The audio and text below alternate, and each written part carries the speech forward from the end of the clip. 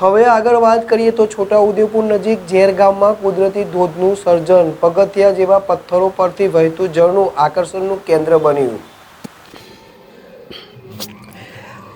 છોટાઉદેપુર નજીક ઝેર ગામમાં કુદરતી ધોધનું સર્જન પગથિયા જેવા પથ્થરો પરથી વહેતું જળનું આકર્ષણનું કેન્દ્ર બન્યું। વીકેન્ડમાં પ્રવાસીઓની ભીડ છોટાઉદેપુર નજીક આવેલા ઝેર ગામમાં ચોમાસાની ઋતુમાં એક આકર્ષક કુદરતી ધોધનું સર્જન થયું છે। આ ધોધની વિશેષતા એ છે કે તે પગથિયા જેવા આકારના પથ્થરો પરથી વહે છે। આ અનોખી રચના પ્રવાસીઓ માટે ખાસ આકર્ષણનું કેન્દ્ર બની છે। છોટાઉદેપુર જિલ્લાના ઝેર ગામ નજીક એક નવું પર્યટન કેન્દ્ર વિકસ્યું છે।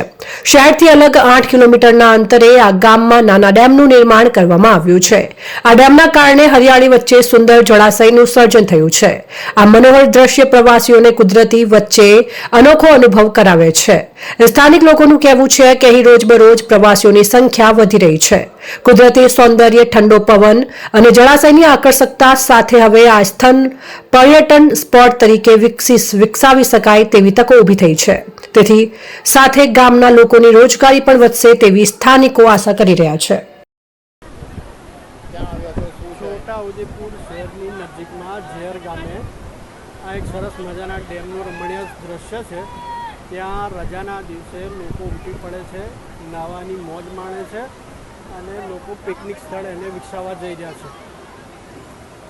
શું છે ડેવલપમેન્ટમાં અહીંયા ડેમ પર એના ડેવલપમેન્ટ કરી અને સ્ટેપ બનાવેલા છે। સ્ટેપ પરથી પાણી પડે છે અને એનો સુંદર નજારો લોકો જોઈ રહ્યા છે અને નાહી રહ્યા છે।